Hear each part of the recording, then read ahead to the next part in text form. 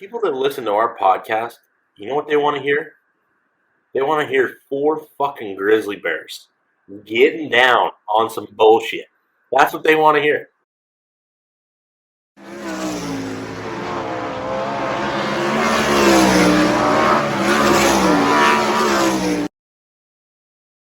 Welcome to the Drivers Project podcast, featuring hosts Dominic Scelzi, JJ Hickle, Sam Hafertepe Jr., and myself, Daryl Turford.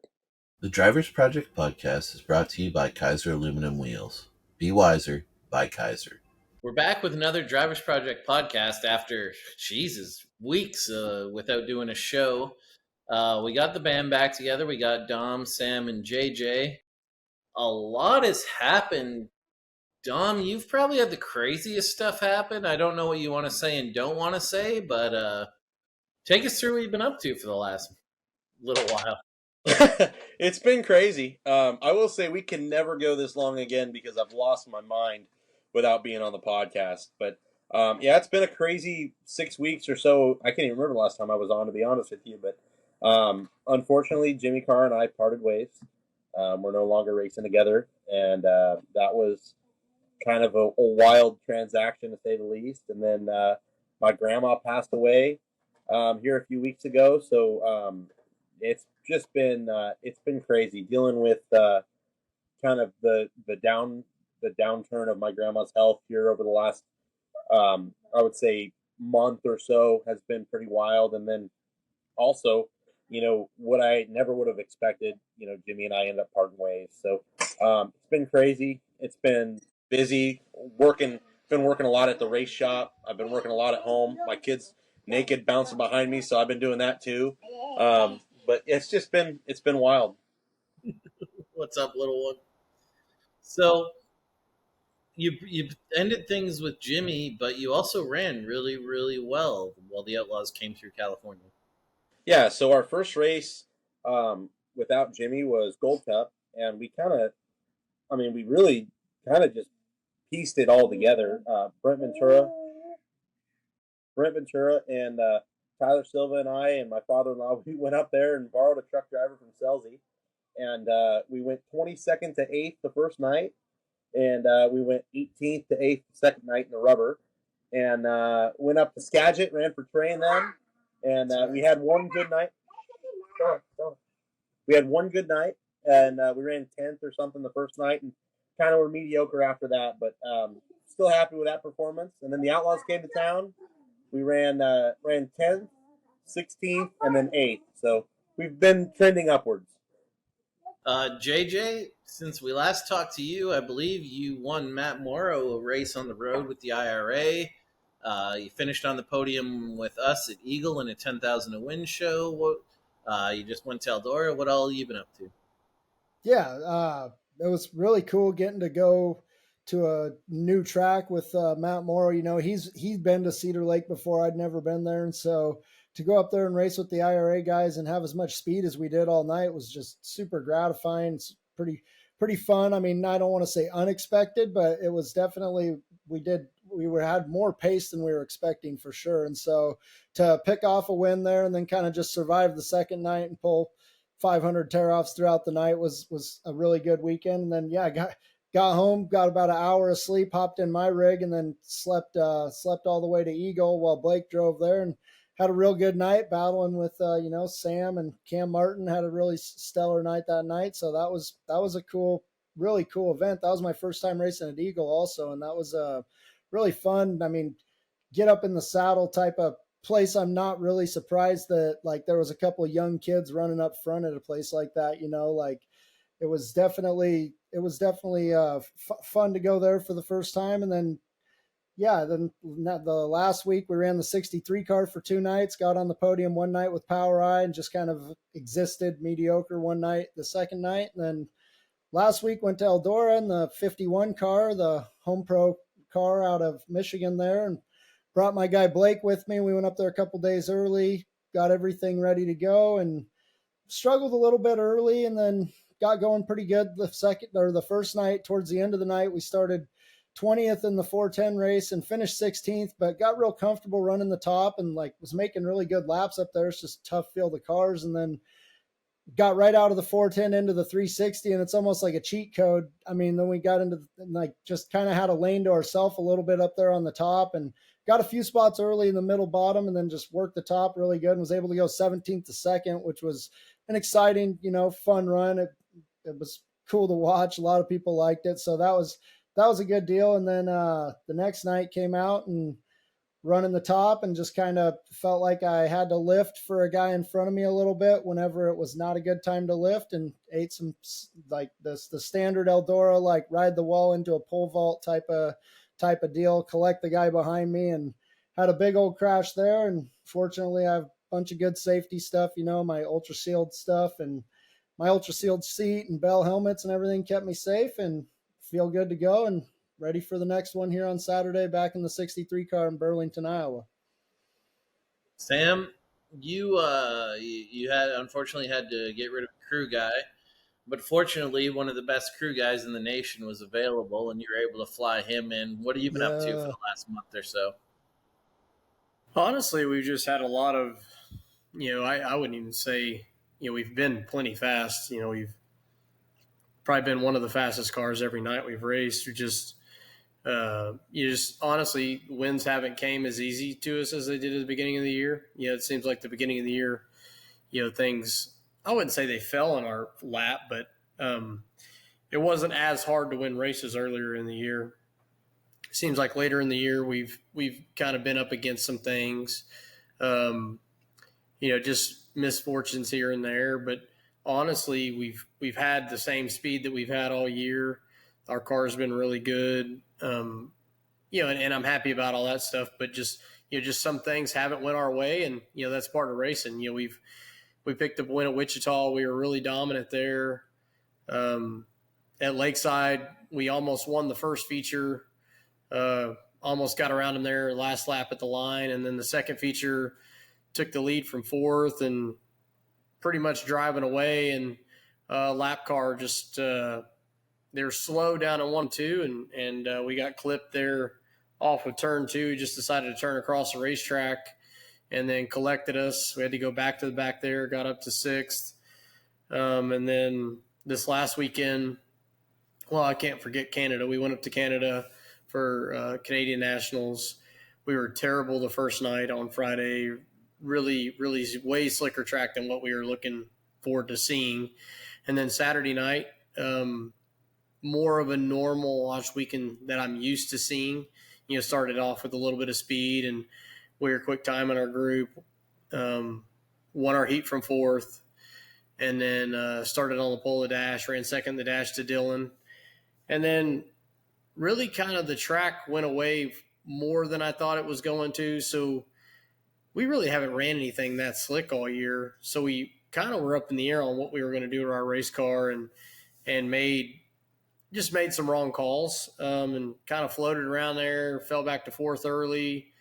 Felt like we were going to have a shot to kind of get back by those guys for a second. And then as the track just slowly started going away, we started going away too, and just kind of faded to 6th and just kind of held on till the end. But always have a really good time going up there, and appreciate the hospitality by Miles for giving us a place to stay and letting us run up there. It's always fun for us to go do that. And then we got back this last week, and we Friday night we went to Paducah, and really good car again. Broke track record in qualifying, went 4th to 2nd in the heat, started 3rd in the feature. Kind of just riding around there for a long time, and then the leader cut a right rear tire down. So it brought the field to caution, and on a restart, just the track had a lot of character. Had a lot of stuff inside the track and the surface, cutting a lot of tires down. A lot of areas in the track where the track wasn't mended together at all. Just a bunch of big holes. I don't even know what you would call it. Just voids and dirt, basically, and just got into one of those big holes into turn 1 on a restart, biked up, crashing, and then got ran into while we were crashing, and then kind of ended our night there. Took down a spare car for the next night, and started off good again. Quick time on our group. Went 4th to 1st in the heat. ran third in the dash, and opening lap, guy just turned right into the right front of my race car, cut the right front down, and caution came out for a jump start, and we went to the work area, changed that, restarted 22nd or what it was, and got up to 8th. And I didn't think our car was as good at Peevely in the feature as what we wanted to be. There were some things I wanted to change at the dash, but they had such a quick turnaround to get out for the feature that we really couldn't change some of the things that I wanted to change. But, same for everybody else. And we just, I still think we would have been a challenge for the win, but if we were to be able to start up front and stay up front, but coming from the back, we just didn't have as good of a car as we needed to get back inside the top 5. So we don't really have an itinerary today. Sam and I were pretty busy building a car today. I have some things I'm willing to talk about. JJ, you normally come up with some pretty good talking points. Is there anything you want to talk about before we get into my stuff?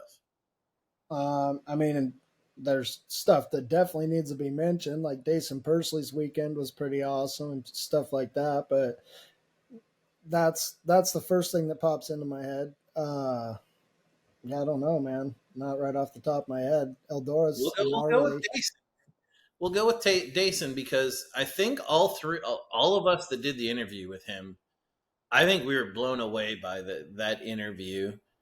And I think privately that was probably our best episode. I don't know if you guys feel that way, but I think you certainly consider it at least one of our better episodes was our interview with him.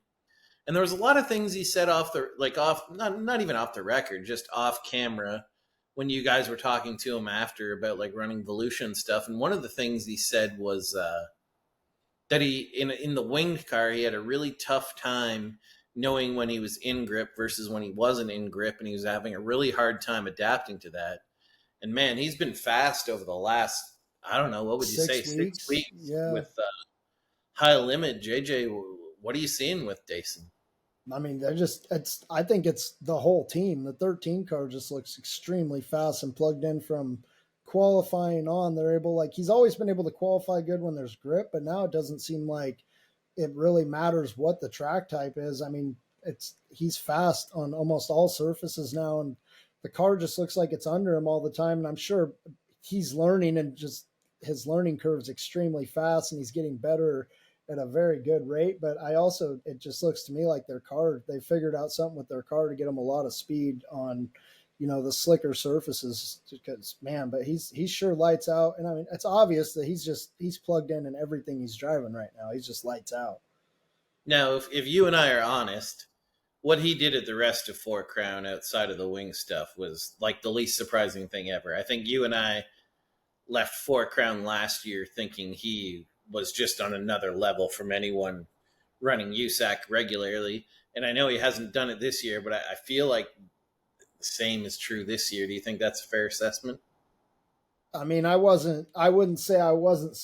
It's still pretty surprising and shocking when a guy does it like that. But yeah, I would agree. I would have expected him to win all 3 of those races before I would have expected him to run top 5 with the high limit guys at Eldora, but the speed he's had lately, none of it's really that surprising. It's just for him to be able to put a whole night together like that, and as well as to win the 360 night the night before, is like, he's in a groove right now. He's in a zone for sure.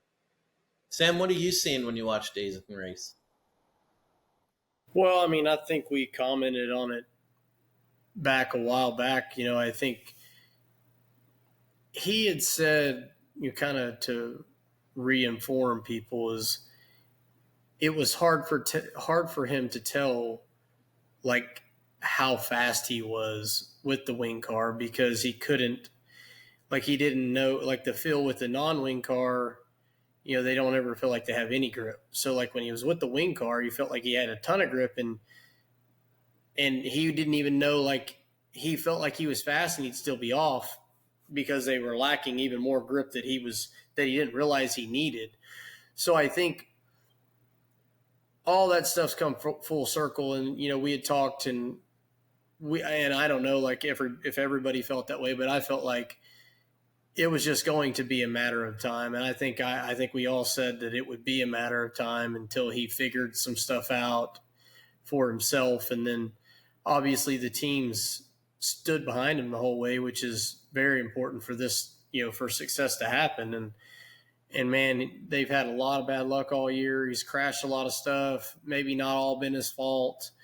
Obviously not having the year they were hoping for. And then honestly, from nationals on, I felt like they've been a whole new team, it looks like. And I think he's just learned that much. I think they're learning what it takes for him to be successful. And now it's like lately, it doesn't matter where they go. I think he looks pretty damn good all the time. And like I say, I don't think any of this is a surprise to any of us guys. I know maybe some people were probably writing him off, 2, 3, 4 months ago, but a guy as talented as he is, I don't think people realized how talented he was. I think maybe the Chili Bowl deal was kind of like a surprising thing for some people for him. And that's honestly when I realized he was the real deal. Like that was it for me. Like I've never seen a guy go to Chili Bowl and look as good and as fast as him and not be good in a wing sprint car. Like, there's several guys that go in the Chili Bowl and they're really good in a wing sprint car as well. So I think that, none of it's surprising to me. I think he's got a really good head on his shoulders.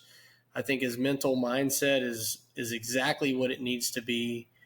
I think all the adversity he's went through in his life, I think that's just really showing now how mentally strong he is and how determined he is to be successful. And I think you're finally starting to see it. JJ, you were one of the first people to really get me on Dason Pursley. You definitely converted my dad. My dad is a big Dason fan now. You kind of watched him in the 25 car after you drove it. We're starting to see him in the boot car now, starting to do pretty well. And he really is settling in and establishing himself. But I feel like he's one of the guys where we don't really know what his true potential is. What do you think his true potential is, JJ?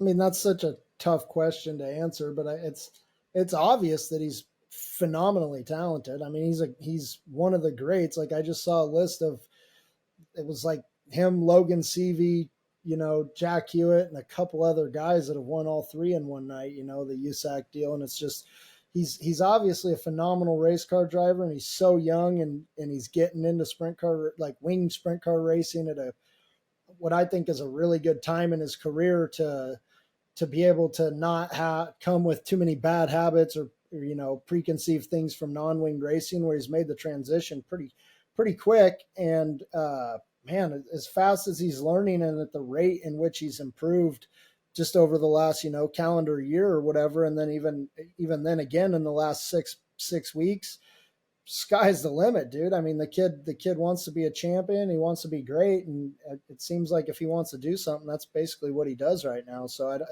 it's hard to really put a ceiling on somebody like that. And he's clearly got the ability and the drive, and he's in a good position to always kind of, seems to me like have some good opportunities for, the foreseeable future. So I think it's a pretty damn bright future. So just in case people are wondering, Dom basically, his wife has been gone for a while and she's come home, and Dom's basically Daddy's all pent up. And then he's going to be ripping back here as soon as he's done with that. That's where Dom's gone. Sam, you and I were driving today, and you asked me a question, and I don't feel like I gave you a good answer, and I started thinking about it, and I still don't think I've settled on it. We were talking about Anthony Macri and Anthony Macri being injured, and you were talking about all these sprint car drivers getting injured right now and basically observing that. Could you kind of talk people through what you're seeing and what you're thinking and where you think it's going?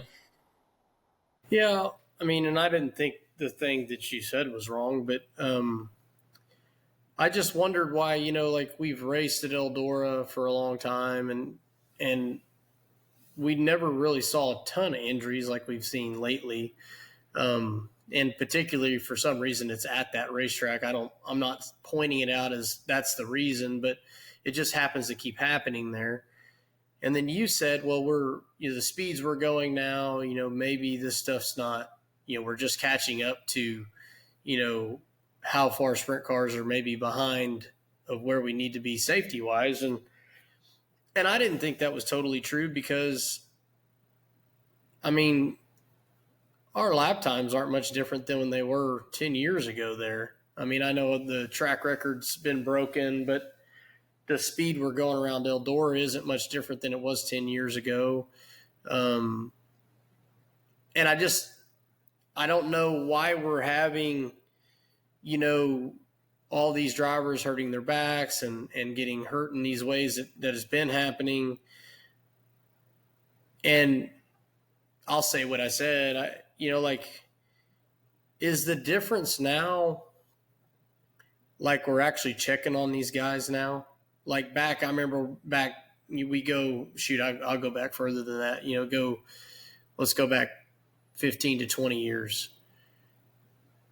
It was one of those things back then, and I'm not calling any of these guys pussies by any means, but I just remember back then it was like, man,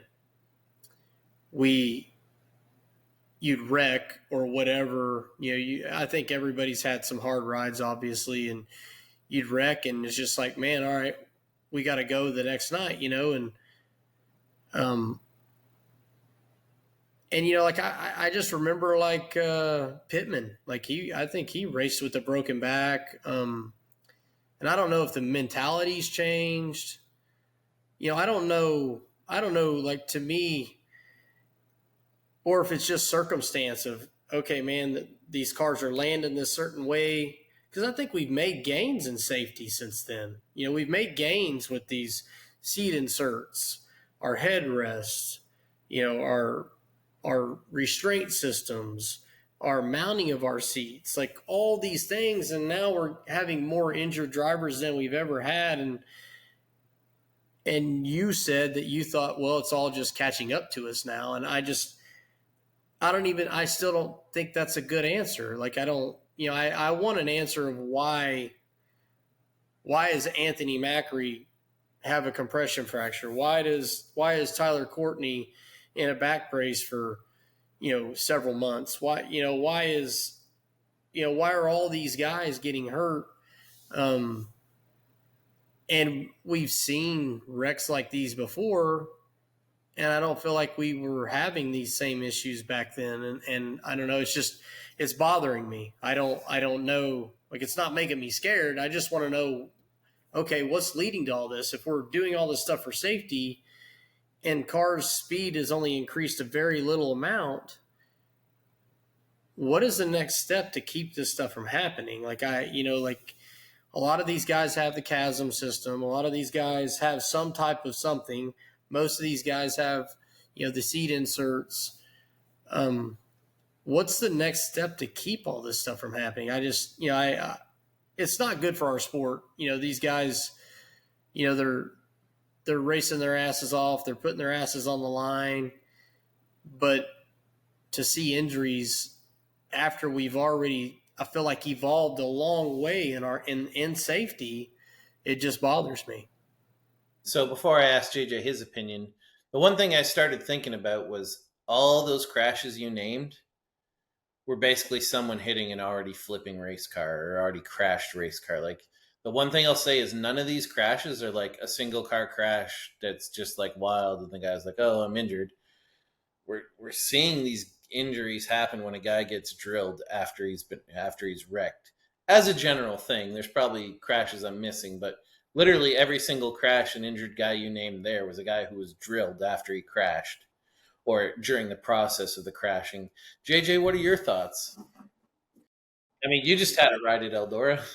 Right. And it's I had a guy that doesn't know a ton about the ins and outs of racing. He's like, so how come this guy's hurt and you're not hurt? And it's like, man, it's 75% how you land and probably 25% all the other shit, how just a whole bunch of other stuff, how your stuff's mounted and all that. But I would say it's not even 75%. It's 90% just how you land. We all just hope we don't land flat on our tires, and everybody does as much as we can to make sure we don't land flat on the frame. I mean, if you land on the tires, that's one thing, but usually you're landing on the frame. And that's just the way nobody wants to land. Like everybody'd rather barrel roll 10 or 15 times than land flat on the frame. So it's just, man, I, like Sam said, I would love to know why, like, or, you know, I'd love to have some answers on what we could do to prevent it. Like that's every driver's biggest fear. I've compressed 3 vertebrae in a crash at Skagit before, and it's not something that I want to have happen again. Every time a car starts flipping, it's like, come on, like, please don't have my back hurt at the end of this, you know, and just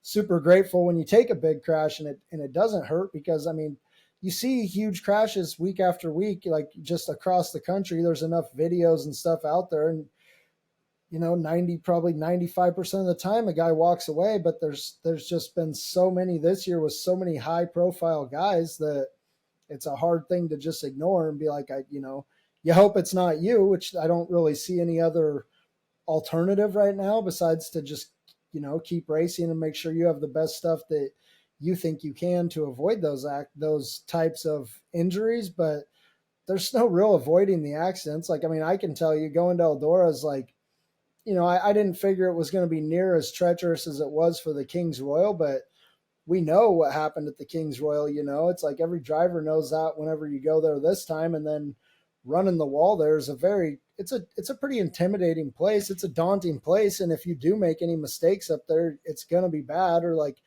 you know, for example, one of the guys got hurt pretty bad, that Corey Crabtree, and he just had a part failure and just got up into the thing went dead right in the middle of the corner, and he got hurt pretty significantly. And it's just, man, I don't know how you can avoid stuff like that when we're going as fast as we're going. And I'm not saying that we're not going that much faster than we ever were, but I do think the life expectancy of a sprint car driver has gone up over the last 10 to 20 years also, if you look at all the stuff that we are doing, you know, now. So there's no good answer. And to expand on what I was saying to Sam was, it wasn't so much the speed I was trying to say, is like, when a sprint car crashes now, our like evaluation of was it safe is like, well, did the frame break or did it just right? Well, it's and one we're thing, going like, into I think one thing to make a point of is like at these places like Eldora, like the speeds, like the track record speeds and stuff are all pretty relatively the same, but that used to be 4 or 5 cars going that fast. And now you've got 15 or 20 guys that are all kind of in that same ballpark. So if one guy messes up anywhere in the pack, it stacks everybody up so quick, and it's more competitive than ever. So I think guys are a little more on the ragged edge than ever. You know, same deal about how we talk about how guys race each other and how there's so much money on the line. I think it all kind of falls into the same category as more injuries are happening as well.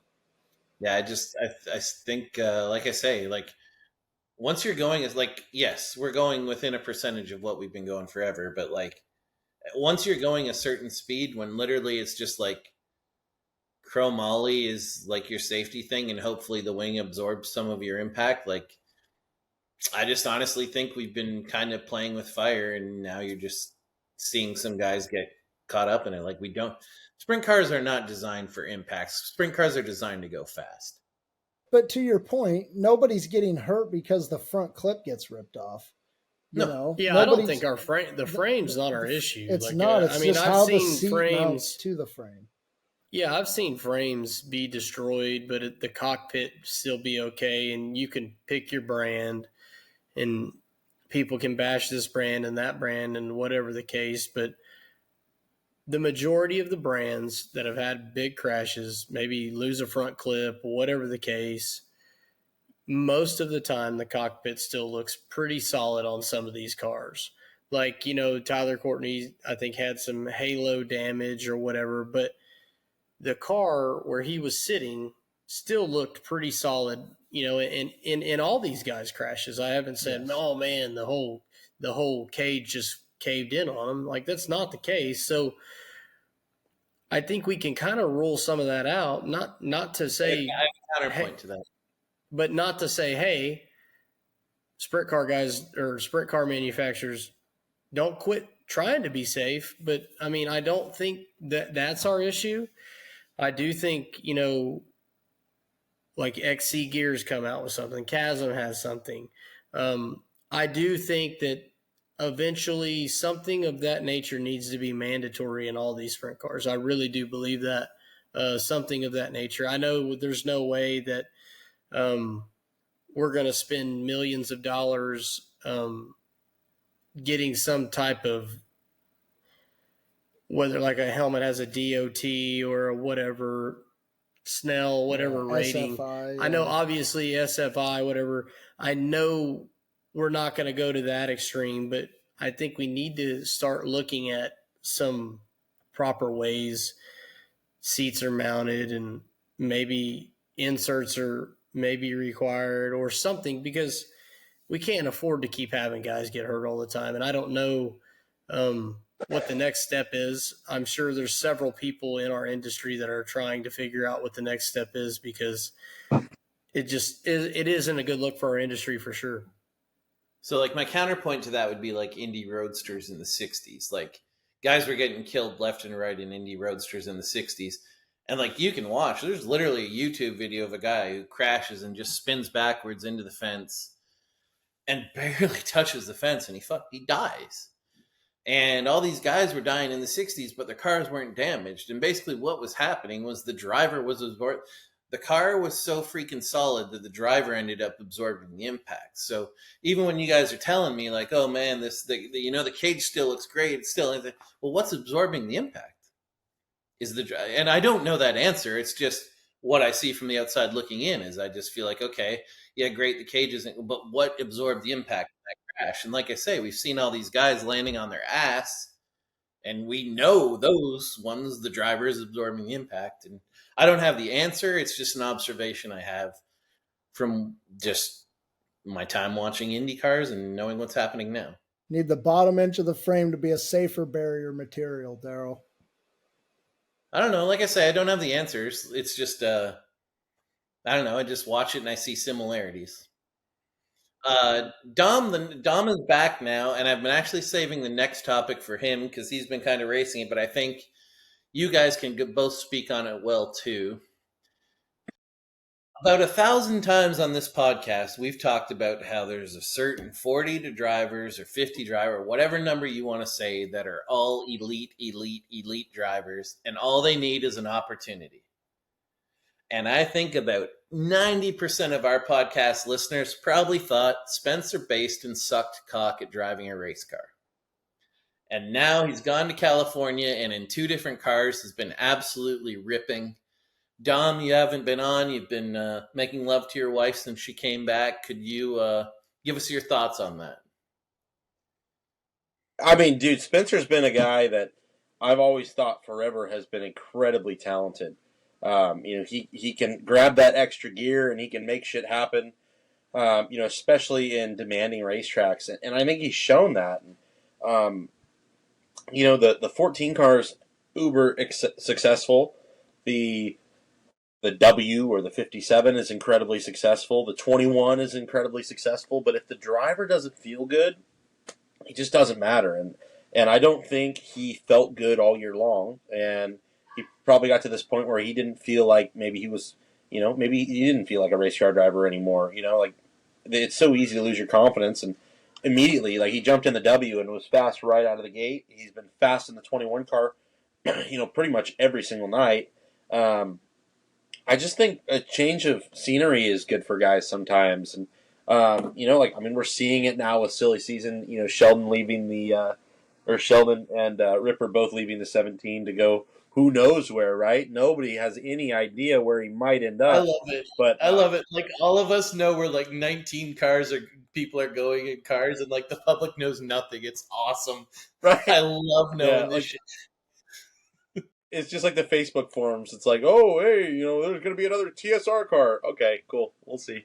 No, I think that the best thing that could have happened for Spencer is leaving the 14 and just getting some new scenery before the season was out, because I think if you end the season stale, you're kind of forgotten about in the swapping of rides. And, I think he probably made himself available at a really smart time as a driver, and he's shown his worth. So that's really cool. Now, I will say, like, I think Spencer's only downfall and he's a very talented driver. But his number one issue / downfall thing is I just don't think that he puts full races together a lot. Like, he'll run 28 really good laps, and then he's over the cushion like when it counts, or he'll qualify bad and then race really good there and have to dig himself out of a hole. I think that if he can just get himself to where he's putting full nights together, I think he wins 5 or so races, national races a year together. And that's what's funny. Like, everyone talks about like how shitty all these guys are that aren't winning national races. If any of these national guys went to the All-Stars or any other series, they would compete to win any night. Like, same thing with Sam. Sam go out on the Outlaw Tour. He might win 1 race, 2 races. I think Sam is badass, and he could easily win 2 or 3. But let's say he doesn't win any. Look what he's doing to the ASCS National Series. Look what he does when he goes anywhere else. Like, absolutely mollywops these guys. I mean, there are some incredibly talented drivers that, I think they get overshadowed just because the top tier guys are so good. And that's not just driver, that's race car. Like, dude, the 83 car, the 2 car, the 87, gosh, I mean, these cars are just insanely. And the 24, holy shit. I mean, these cars are slot cars. So that's another addition to it. And that's kind of when we talked, like, if you start swapping rides and drivers around, you really can see a new connection made. JJ, what are your thoughts on what you're seeing with Baston? Man, I love it. Like, I've been saying that since he's kind of been coming back to life. It's just everybody kind of gave up on him or wrote him off, or however you want to put it. I probably wouldn't use the exact words you used, but however you want to put it, man, I love seeing a guy like that. And then even in his last interview in Victory Lane, he's like, you don't just forget how to drive race cars, And so to see that and his resurgence like that, it just, it just reminds everybody and shows everybody how important this chemistry is and getting with the right guys. Everybody's got really, really good equipment, and just getting that right match is so important. And to see him compete at a high level again like that I've been loving it. Sam, I feel like you're somewhat of a believer in Baston. I assume this doesn't surprise you at all, and I assume it doesn't really shock you. No, I mean, he's next level. Like, there's so many guys that are that way. Like, and you can't, like, at the end of the day, you can't say anything negative about the 14 team deciding to go a different direction. The results weren't there, right? What are they to do? But good for him too, because obviously the results weren't there for him. Like, it's not just a one-sided deal. Like, he wants results too. They want results, and obviously, if they weren't working well together, it was good for him to go do something else. It's good for him to go run these other cars, and basically, I just think it's so shitty how people will bash these guys. Like, oh, your Basin sucks. They ain't doing nothing in the 14 because Corey Day when he was there, blah blah. Blah. Okay. You're right. He was not doing what Corey Day was doing in the 14. Not at all. Not at all.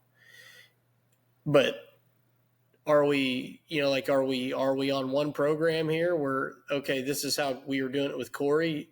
Are we doing that? Like, and I'm not calling anybody out, but like, it's really hard to get a guy to build something around a guy in 6 months. Like, that's basically the time that they had together. Okay. We could say the same thing about Dason Persley. Oh, man, Dason Persley, the first 6 months of the year, oh, man, he must not be any good. Well, guess what? The difference is they stuck with it, and now look at them. And I'm not saying the 14 would be any different or not, but all I'm saying is all these guys catch so much flack, and the reality is just like Dom said, the team matters. The team matters a shit ton. The team you get with, how much they believe in you, how much they, the way the chemistry all lines up. I'm not saying that Spencer Bass can go get in David Gravel's car and do what David Gravel's doing right now. I'm not saying he can. I really don't think he could. I think it would take something different for him to be able to be successful. But perfect example is they have that operation built around David Gravel and what it takes for him to succeed, and it works. And I feel like that's a lot of what all of these elite drivers need. I would include myself in that. I would include anybody on this panel in that. If you get the right people around you, maybe except Daryl, but if you get the right people around you, I truly think, and they have the right thing in their mind, and they're doing everything for the right reasons, I think a lot of guys can be successful in this industry at a high level. But I do, obviously, you still have to be a great race car driver. There's no doubt about that. And it doesn't mean that I don't think David Gravel's a better race car driver than this guy or that guy. I do think David Gravel is one of the best. And that's a reason for a lot of his success. I'm not saying that all these guys are the same and they just need to get in this race car that's really fast. I'm saying that you give a lot of these guys good opportunities, they're going to make good things happen. And that's what you're seeing with Basin right now. I also think it's important to note, like, on the entire, the way the sport is right now with all the silly season we're seeing, there are two types of car owners out there. Car owner one is looking, who can I build a championship caliber team with and be successful in a 3 to 5 year range to continue to get better, to continue to grow, to gain depth in our notebooks, to give our driver the best, opportunity to be successful throughout a season-long championship. And then you have another kind of car owner that goes, who can I plug into this team I have, or who can I build a team around that can win at Williams Grove, Eldora, Knoxville, Port Royal, Chico, and Skagit, and Huset's. Like, who's the best guy available amongst those 7 or 8 racetracks that pay huge payouts? And because really, I mean, if you win any of those big races, any of the big 8 to 10 races in the year, you've made your whole season. So there are two ways of looking at it, and I know this just from talking to car owners throughout the years or even the last few months. Is like there is either guys looking to build something long term, or guys looking how fast can we knock off a win like that. And I think, being truthful, if I'm Spencer Baston, I'm playing a lot more into the guy to the teams that are looking for a guy that can win one of these races. He can win at Huset's. He can win at Chico. He can win at Skagit. He can win at a lot of these racetracks, and he can win any of these big races. Do I see Spencer winning the Knoxville Nationals the next few years? Probably not. But do I see him winning the Gold Cup or the Skagit Nationals or the Houston Nationals? Absolutely, I could see it happening. I mean, he was leading a race with Larson and got past on like the last lap. Be it an invert show, he was still racing Kyle Larson for the win. So I think that I don't see Spencer being a championship guy over the next couple years, but I definitely see him being a race-winning guy, and he's proving that right now with the quality of races. I mean, he was a bumper away from winning $83,000, so that shows his ability to be able to win the big races. And I think as a car owner, you're looking for one of those two kinds of guys. Right now, guys available that could potentially win championships. I don't know who that is, but I think there's several guys that are available that they can absolutely win some of these big races. Look at Ryan Timms. Holy fuck. I mean, what are we, like, he's never made the Knoxville Nationals, and now he's 1 for 1 at the Knoxville Nationals. He goes to Port Royal. He ran 88th in the B main last year, and he wins. I mean, oh my God. That's a perfect example. This is a team that wins, that's won 2 of the biggest races of the year. They don't give a shit about points. Like, they don't care. And they won a points championship. I would even say it's even more simple. It's the owner that wants to build, and it's the owner that just wants to win right now. I'd say it's even more simple than what you're saying. It's just they want to win right now. And I just don't think that owner, I think it's really obvious, and I think you guys would agree, the owner that's in it to build something is going to be more successful than the owner to win something like 4 out of 5. Is that fair to say? Yeah, and to even further on the point of like the owner to build something, the team I think that is doing it the best right now is the 23 team with Garrett Williamson. Like, it looks like they're behind him. They're staying the course. They know there's going to be growing pains. Garrett's learning. The team's learning. Man, I commend that team 100% for keeping it rolling with those guys. I think it's I think it's badass to see somebody have the commitment like that, because that's what all these guys need. They need that. Like in the grand scheme of things, you need an owner that's ready to give the guys time to succeed.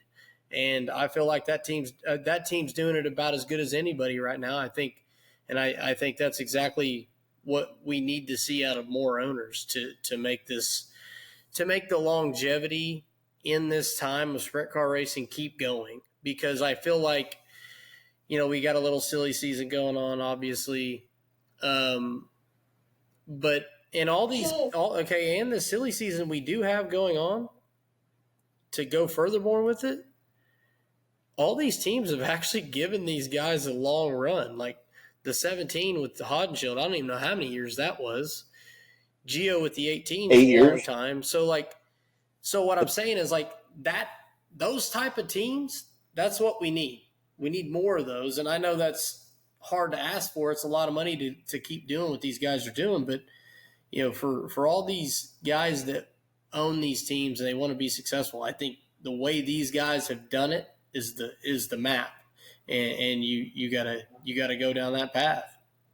Another team I'd say is a great example of it is, I don't know if guys know the inner workings, is Cole Macedo. Like, that's basically that team's plan, is basically like Cole's in the car for like 5 years and they're just trying to build them. Now, of course, plans change, but that's what all these guys need. That's what they all need. Yeah. Now, dude, I'm telling you what, like, I've been a Cole Macedo fan for a long time, and I know I keep saying it, and they didn't have the best West Coast swing by any means. I'm putting so much stock into that guy. Like, I really think that he is going to continue to just grow substantially. I mean, I can't say enough good about the guy. I really like his knowledge with a wrench in his hand. I think is one. His work ethic is incredible. He's an intelligent person. I think he's a hell of a race car driver. Like, I still think they're going to win a race. I still think that Wyndham's going to win a race. I think those two rookies are incredible, but this is the best rookie class I can remember in the last 5 years, 6 years. So the next thing we're going to talk about is the opposite side of the spectrum, which is Donnie Shots. Donnie Shots keeps getting these opportunities in these cars, and I think every single one of us on here thinks Donnie Shots is a bad motherfucker. And he keeps getting in great rides and good rides. And I mean, right now he's in the W car or whatever, and obviously going to the sides car in the future. JJ, why do you think we're seeing Donnie struggle to mesh with the team like really, really as good as he possibly could? Man, you're trying to mesh at the mid part of the season or the last quarter of the season when everybody's already got their ducks in a row, and it's just exactly what we've been talking about. It takes every single part of it. Everybody's got outlaw equipment that he's driving for, but everybody's racing against us too. And it's just, you can't build speed overnight, man. It just takes time no matter who you are. I'm sure they're giving Donnie a lot of the say in what he gets to do. And even then, it still takes time with new equipment and different equipment all the time. From car to car to car, they're still different. And yeah, I don't have any exact answer for why exactly he's struggling, but I can tell you that I don't think it makes it any easier for him going from team to team to team. Like, hopefully here with sides for 15 races, he kind of has time to settle in, and maybe the last 5 or 6 races can show what he's still got, but it just, everything in this sport takes time and takes a lot of just basically team chemistry between the crew and the driver and the car and everything you got going on, as well as the owners and all that. To be honest, I mean, I think he struggled for the same reason he struggled the past however many years. I mean, I feel like if he still had Ricky, he wouldn't be struggling. That's my honest to God truth, belief, whatever you want to call it. That is what I truly believe, is if he still had Ricky, he wouldn't be struggling. I think it takes something special for Donnie to be comfortable. And I think for these guys to figure that out, there's not a lot of guys that can get it the way he wants it to be. And I think for all the years that we were on different tires in different situations, I think that he'd always got that feel really easily, a lot easier. It came across that feel a lot easier back then than he does now. And I think that obviously now okay, so he had Ricky, we switched to Scuba. Well, Scuba's there a year, and then we switched to the Devinich guy. Well, no matter if you think any of those guys are smart, dumb, indifferent, it doesn't really matter. If you pair a guy up with another guy and you give him, say Scuba gets 1 year, well, that's not fair to Scuba. And it's going to take Scuba a lot longer to figure out what it takes shots to make him happy. Whether Ricky left their notebook there doesn't really matter. Tires change day to day, it seems like anymore. And then, okay, so then the Devinich guy gets in there. He's never been a crew chief, right? Never been a crew chief. So he's learning. And Donnie, obviously, he's probably really frustrated because now Donnie's looking at man, why are we going the wrong way here? We need to go the other way. So then obviously his mind's off because he doesn't feel comfortable. He doesn't feel like they're doing the right things. So then, okay, breath of fresh air. I'm going to get in this big game car. Great. We're going to get in there. But all that stuff's built around David Gravel. That's not Donnie Shots. Then you go to another team and you get in the Lundster car, right?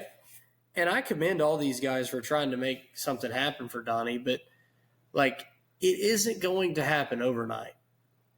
You need a guy that's willing to, and that wants to, sell out for Donnie.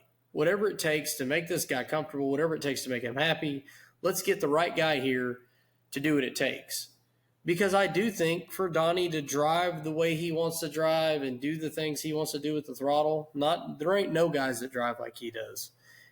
I think it takes a special combination to make that happen. And I know there's a guy out there that can do it for him, but I think it's very, very hard to go to the W car and then Paul works with him for 5 to 10 nights. You can't expect Paul to get it right for him in 5 to 10 nights, even though Paul's very good at what he does.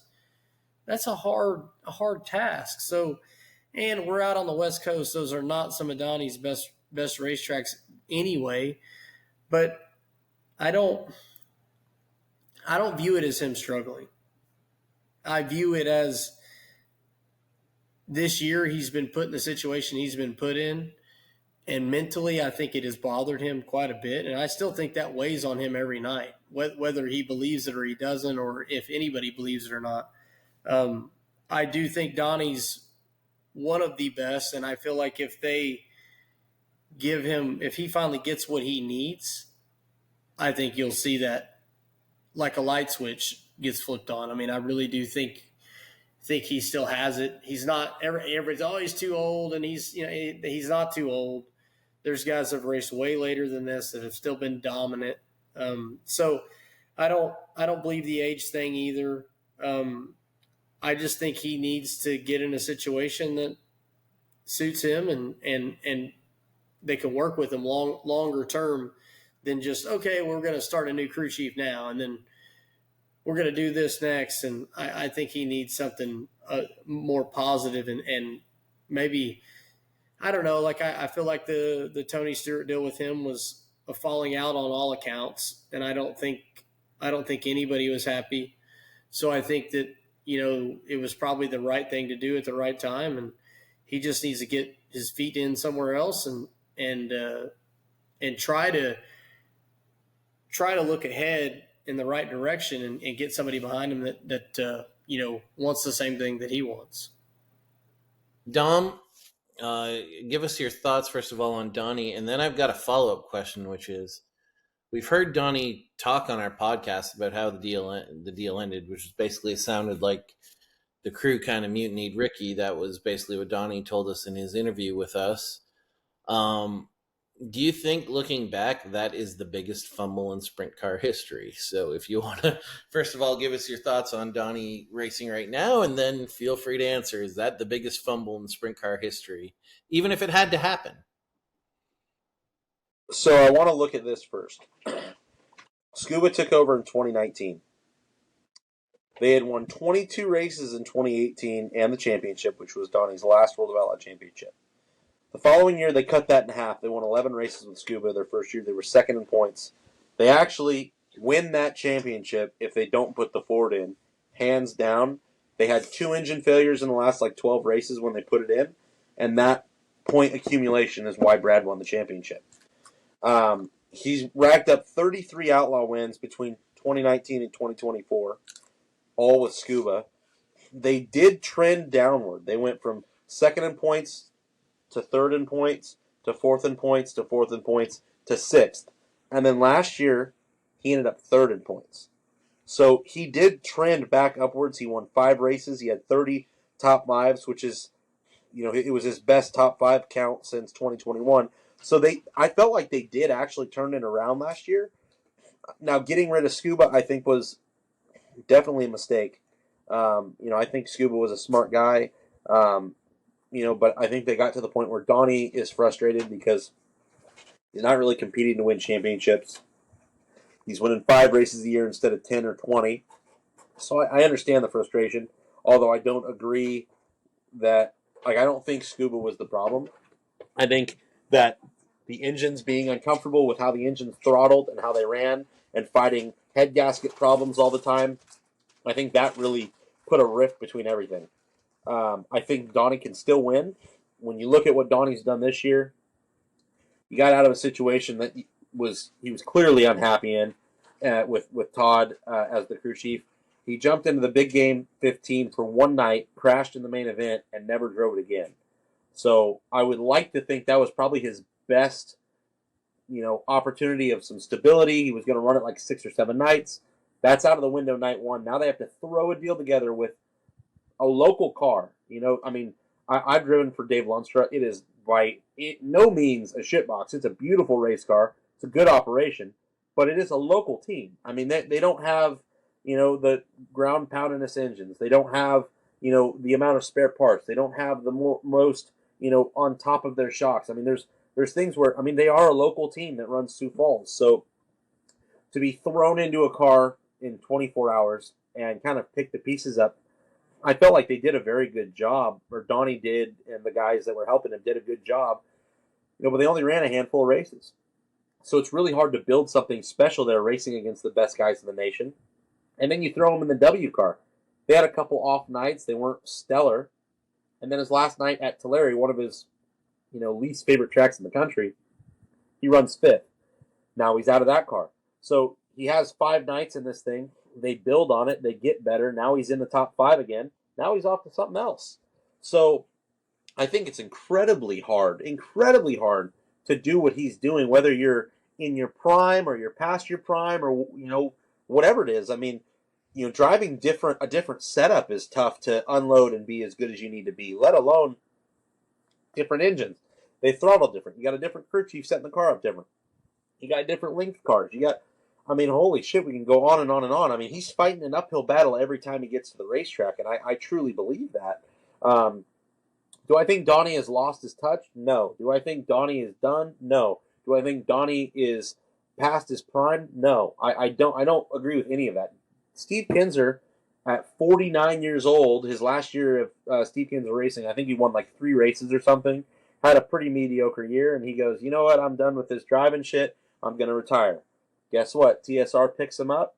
Him and Jimmy Carr get together, and they win 10 races, a couple outlaw shows, some all-star shows, and Steve Kinzer's back like that at 50 years old.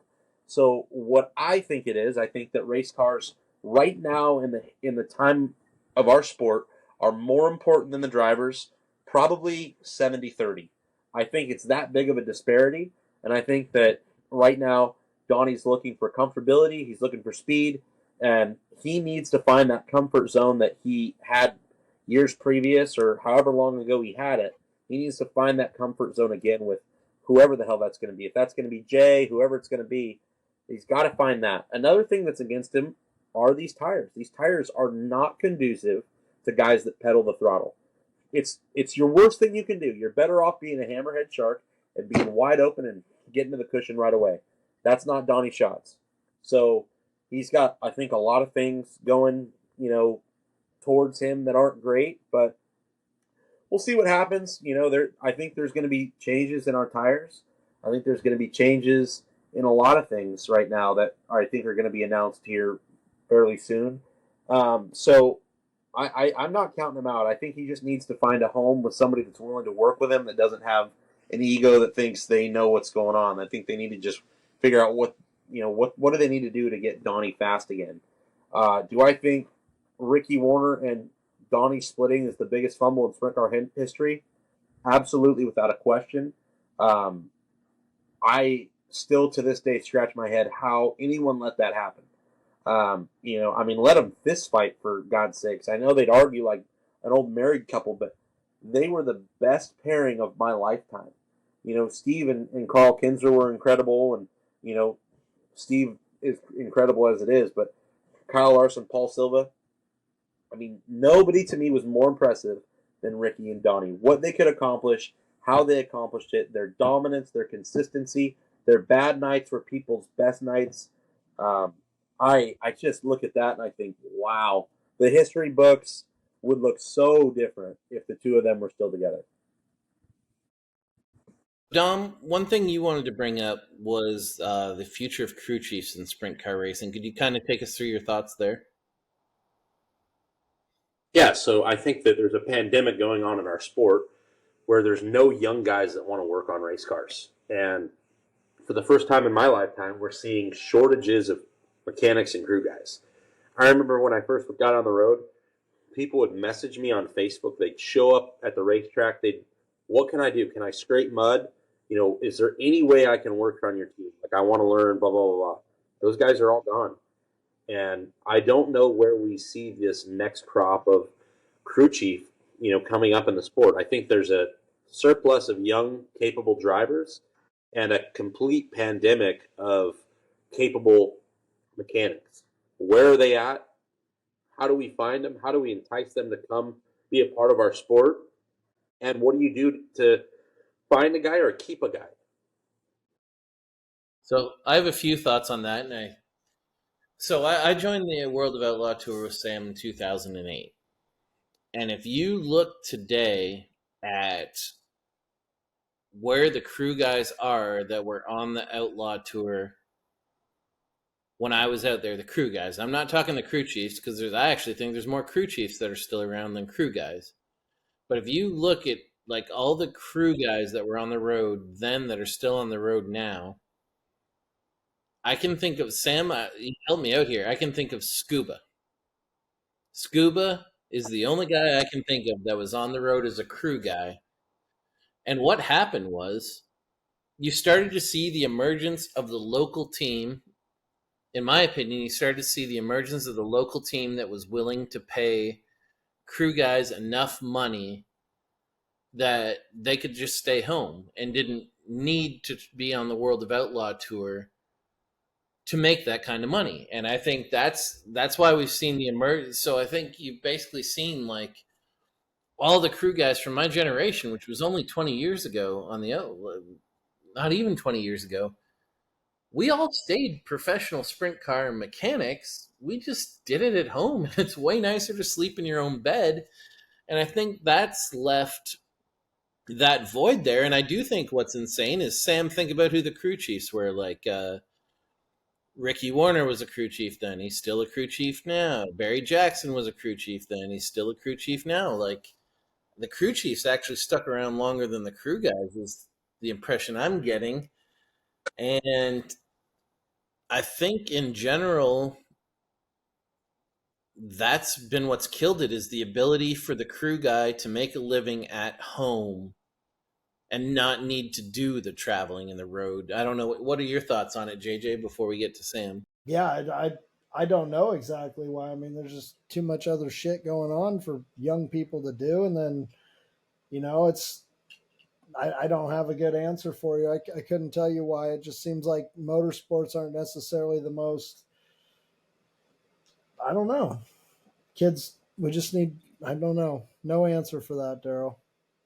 Well, wouldn't you say it's fair to say, like, okay, like I walked into your team shop, and like there's such a gap, like the knowledge from like the top guy to the bottom guy. I feel like it's such a huge gap that they've got to fill too. Like they've got to pick up this pile of knowledge to even be like remotely close to the guy above them. Would you say like that's fair? Yeah, I would definitely agree with that. And it just, I mean, for a lot of these young people, it probably seems insurmountable. And then you just look at all the others.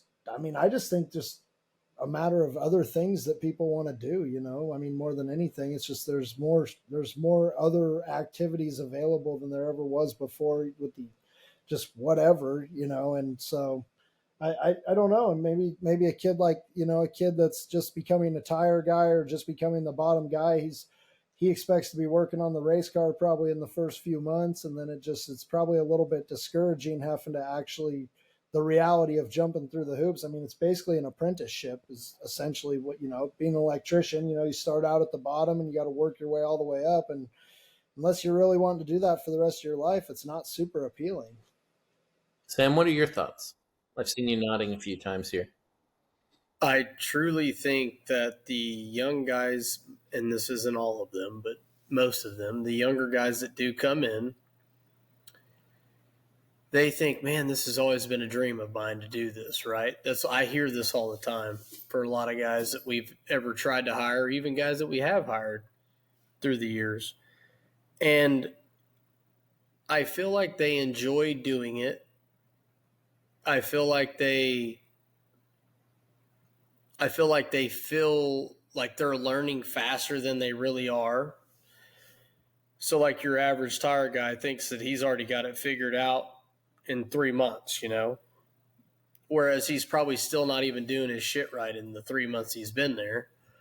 And he's got a much longer road to go to perfect what he's actually doing. But then I think they think as soon as they've got the tires perfected, well now, oh man, I should be car chief right away. And I think the progression that these guys think that should happen doesn't usually happen because the teams know they're not ready, or, you know, for whatever case, like just to climb the ladder in this industry it's not a fast ladder. And I think finally, say a guy makes it to car chief status, right?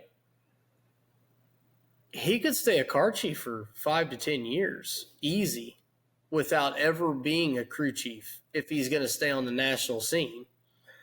And the only way those guys ever get moved up is if a guy like, perfect example, a guy like Eric Prutzman gets fired, or a guy like whoever gets fired. Well, then where do these teams go for a crew chief?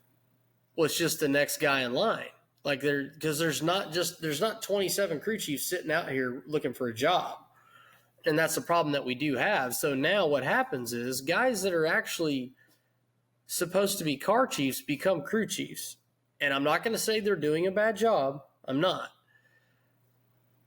But the reason why we're not seeing more guys become crew chiefs is because to become a proper crew chief, to get to the caliber of a Jimmy Carr or a Ricky Warner or a Barry Jackson or any of these guys that have longevity, right?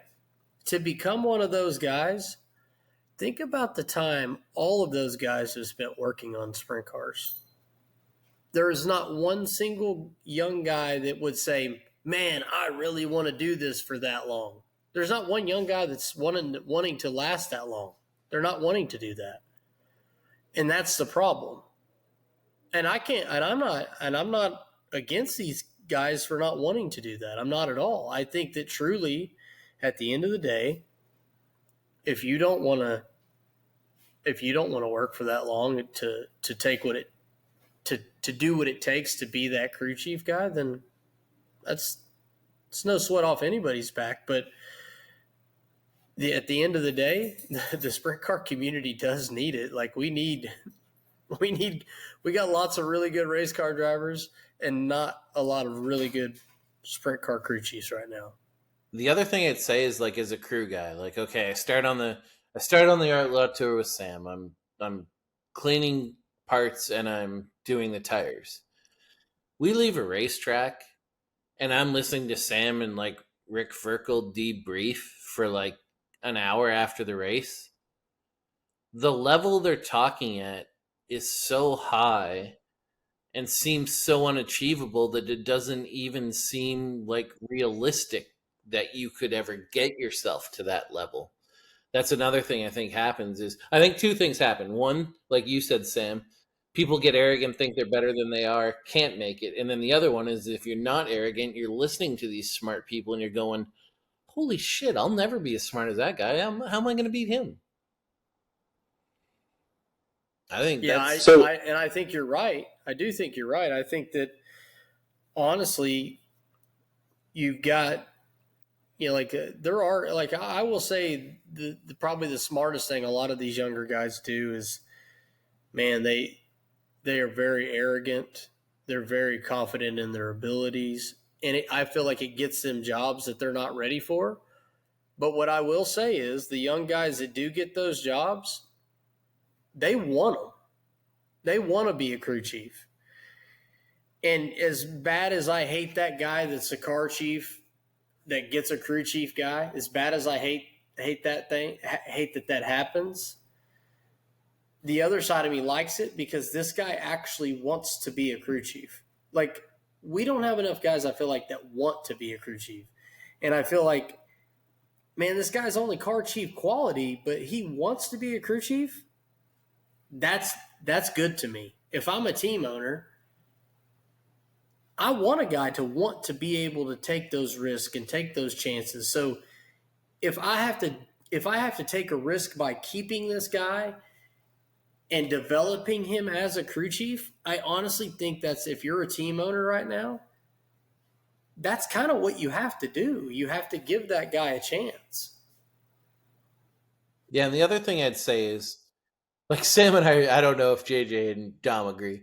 Sam and I think there's a lot of crew guys walking around that are very, very arrogant and very overconfident in their ability. And the other thing I think happens is, because of that, I think people get fooled and owners do pick people for the wrong positions.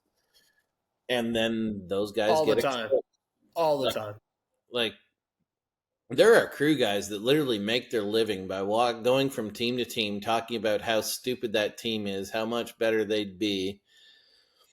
And you see the guy, they end up on 4 different teams in 2 years, or 2 teams in 2 years, but I think it leads to a lot of misidentification of who the people are who are actually good, who work on a sprint car. I don't know, JJ, Dom, Sam and I kind of done the talking. I don't know what your guys' takes on that are. Yeah. So one thing I want to add to that is, in 2018, Donnie wins his last championship. Scuba's his car chief, and Eric Prutzman is the tire guy. And then in 2019, Eric Prutzman wins the World of Outlaw Championship with Brad Sweet from tire guy to crew chief, and Scuba runs second from car chief to crew chief. I don't think that there's any team out there since that team that has been as deep in talent and knowledge as what TSR was then.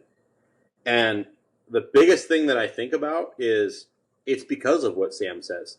Like, nobody wants to actually learn. Hey, I want to get the raise. I want to get the title. I want to tell everybody how smart I am, and that we're running internal springs in our shocks, and we're running a drop right side board, and blah blah blah blah. Like, that, to me, that's what I feel like it is anymore. Like, guys are just, they want to tell you everything they know instead of work underneath someone incredibly smart and learn.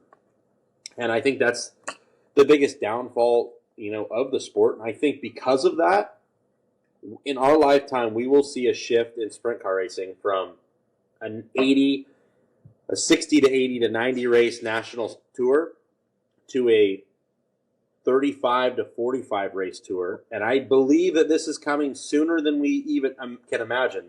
It's going to be race weekends like NASCAR. You're going to have either one of two ways. I think you're either going to have 3-day events or 2-day events at all these beautiful facilities, and you're going to run only big events, the National Series, and you're going to end up with 32 cars in the pit area every single weekend. Or it's going to be like you're going to have a non-wing show on Friday night or Thursday night. Friday night's going to be a 360 show. Saturday night's going to be a National Series. The sport is going to turn into a big event sport, similar to a NASCAR or an NHRA or a Supercross. I do not see us continuing running 3 races in a weekend at 3 different locations. I think that is, by the hour, getting farther and farther away from reality. And I think it's because of the crew guys not having the depth of crew guy. I think that we might see teams with truck drivers and flying crews back and forth. I do not think it's out of the imagination. No, I don't at all. Especially when I talk about the evolution, where like all of the outlaw crew guys from my generation went home. That's how you Can I go deeper on what Dom's saying too? give her. So like he's talking about these guys. They want to tell you how smart they are. They want to tell you and that there is tons of those guys out there, right? That is the other reason why our industry is so competitive right now too. Nothing's a secret anymore. All these guys bounce from team to team, telling this guy this, tell this guy that. Dude, that stuff pisses me off so bad because like some people that I would say confide in to keep shit kind of quiet, say you learn something, right? And then they just give it all away. And it's like, dude, you worked your ass off for that, and you're trying to maybe help a friend or whatever, and like, that's the problem with the industry, man. I remember like Rick Ferkel, for as much as he helped me out my entire career, was one of the most secretive guys when it came to things on his race car. And I know all these guys are. Like Ricky Warner, he may go round car to car to car to car, talking to guys and filling them out. But he keeps a lot of stuff tight-knit with himself. Like he still knows, hey man, that's how I make my bread. Like, I'm not going to tell you everything I know. These How many times guys told you something that he wants to try but he won't try, and tells you, oh, you need to do this, sees if it works on your car, and then he's going to implement it. Sure. And then, but like that style of guy, they're like non-existent anymore. Like I'm telling you, and it's the problem with our industry. We talked to like JJ talked earlier about Eldora, like there's 15 to 20 fast guys now and we're all piled up racing together, Well, that's why these new guys, this new wave of guy, they're more informative amongst each other than it ever used to be, man. It used to be way tight-lipped back then, and it's not like that now. And I think that's bridged the gap for all these teams. Like all these teams are way more competitive across the board because everybody talks. Yeah, like we openly say like Rick Ferkel was Sam's mentor and helped me a lot crewing with Sam. But I think, Sam, you'll agree, like, I can only think of one time in your racing career where Rick gave you the answer. Like, if I was at a racetrack and Rick was there, Rick would say, you've got this problem, this problem, this problem, so what should you do to fix it? The one time I can remember Rick, and I might have this wrong, giving you the answer was just you were flat out struggling at East Bay, and he's just like, Sammy, just put this in the car, and then I think you might have won or something like that. Am I remembering that correctly? But maybe a few times that happened with him, but like, I just even when he didn't have a dog in the hunt, he was still secretive about what he knew.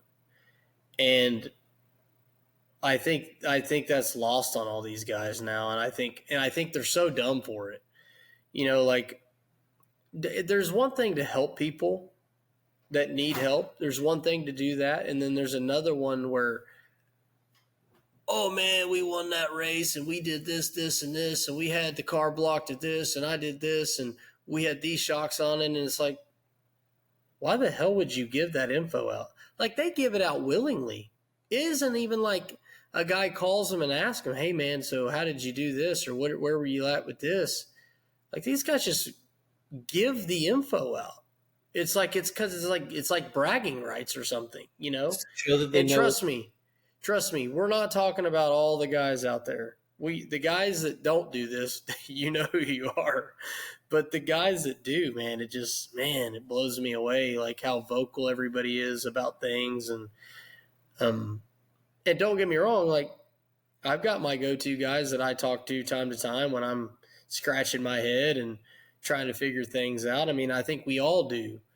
But that's a lot different than just spouting it out because you want people to think you know what you're talking about. I also think it would shock people who the go-to guys are. Like, it's not like our go-to guys are like other World of Outlaw crew chiefs. It's like your go-to guys are just like smart people you met along the way. Is that fair to say? For sure. And Like- you know, like, there's a lot of people that I respect to this day, and you know, I will text, I will call, I will whatever the case, and have, you know, and I know even with them, I don't expect them to give me every answer. That would be wrong of me. That I respect those people enough that if they asked me something, I feel like I would give them the same amount of info they give me in return. I'm not asking for every answer that they have in their book.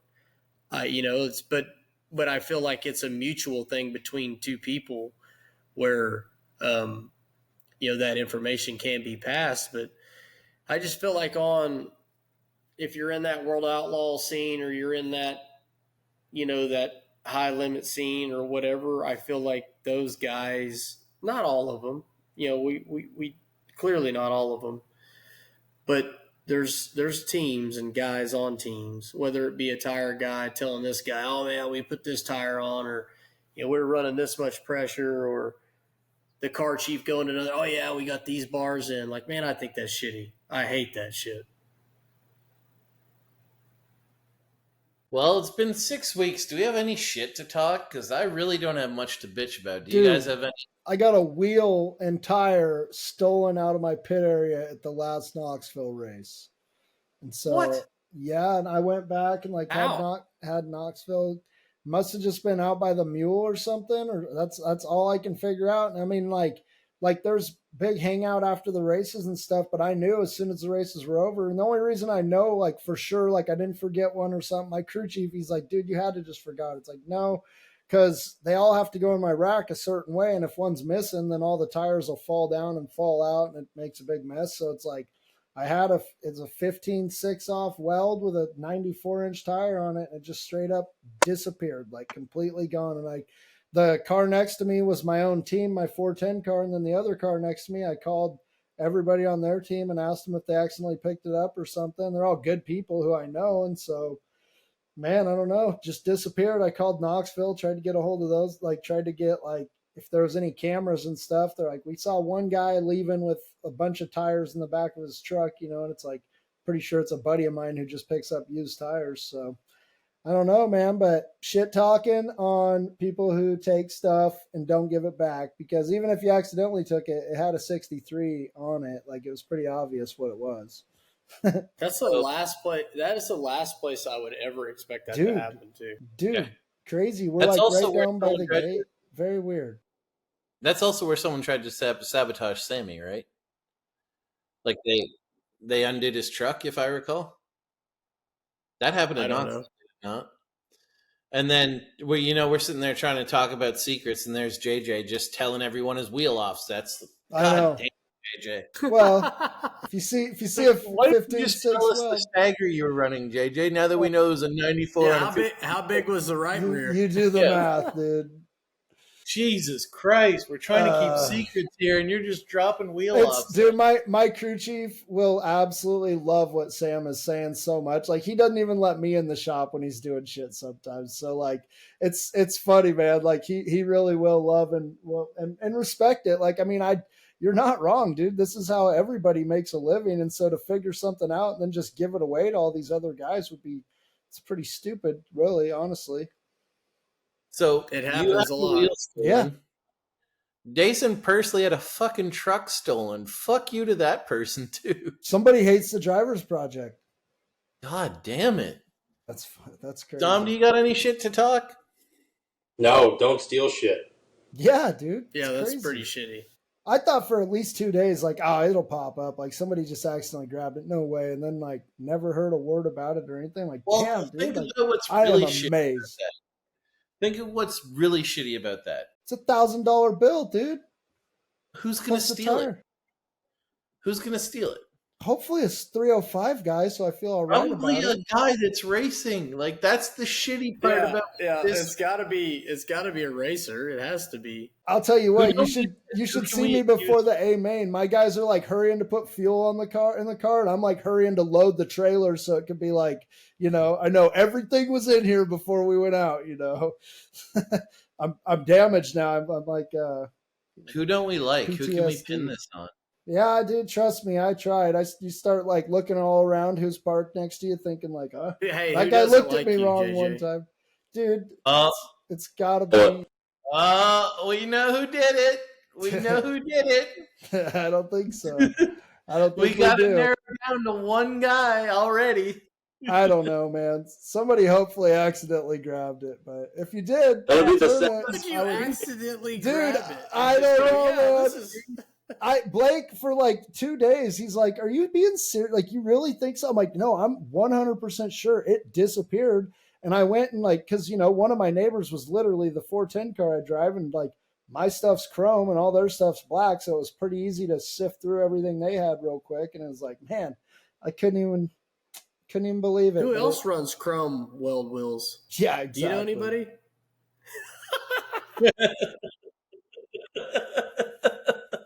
Again, this is the second right rear JJ's given him this year. Oh, that's yeah. JJ felt so bad for him, he gave him a left rear too. Oh, jeez, that's terrible, dude. JJ, god damn it! I definitely was not accusing anybody. That's for sure. This is how you lose off wings of cars you've been hired to drive. that does happen. I love it. Yeah. Oh, damn it, JJ. But yeah, so what else are we talking shit about? I just really haven't been angry at the world you lately. You used to complain about how bad everybody raced each other, and then everybody got hurt, and now you don't complain about now we just complain about how everybody's hurt instead of how everybody races each other. Yeah, it's a vicious cycle. I just feel like I could bitch about that every week. I feel like it's all I can't get over how bad everyone in the ASCS is racing each other right now. Like Sam set the standard for him. Another, yeah. Another crew guy came up to us after I-55, just saying the same thing. Like, even on that level, it's starting to get people are driving each other stupid. But well, some of those tracks you guys like Paducah, it looked like it was hard to pass. Like it was so. Oh, it's a shithole. It looked gnarly, dude. Like hard to race side by side. Here comes the angry tweet from a Paducah fan just wanting to kill Sam for calling it a shithole. No, it was. It was cool to see Jason Martin win, though. I honestly think that place has so much potential. Like I've seen that place get to the wall, right? Super hard, fast, and slick across the middle. Guys could even run the bottom. I don't know, like we've been there 3 different times and we've had 3 different track records there. Like that's not an ideal situation to have. Getting faster and faster. Yeah, like usually, once we do it once, when we break the track record, it usually gets pretty rough after that. And then, obviously we've done it 2 more times after that. So, and I don't, I don't totally pin it on the racetrack because, like, if we've been there however many times and they prep the track the same way every time, well, obviously on our end as a series, maybe we need to be more vocal with them about, hey, man, this is what we want. This is what the track surface needs to be. Obviously, you guys don't know what we need for these race cars. So I don't totally pin everything on the racetrack. I think it's a communication problem with the series and the racetrack to do a good job. And I think as a series, I think that's something because the problem with ASCS is it's one of the problems, and there's not a lot of problems, but it is one of the problems is a lot of the tracks that we book don't run a lot of sprint cars. So they don't know what they're up against when sprint cars get on their racetrack. They don't know, hey, man, these guys are going to tear the track up in this way. We need to prepare for it this way. So I don't even think it's anything like malicious on the track side. I think it's just like it's really hard as a race director or a series director to talk to these tracks and say, hey, this is what we need. Because first off, our series director, our race director, a lot of these tracks, when we go to them, we've never seen them before. We don't know what kind of dirt they're dealing with. Like and a lot of the times it's if we haven't been there, I give these guys a lot of benefit of the doubt. It's like, okay, hey man, we haven't been there. They don't know, right? Well, we go back a couple times. I'm hoping that we get it figured out by then. That's something that definitely needs to be handled. All right, so next week it is, boys. Next week it is. See you then. Okay. Good job.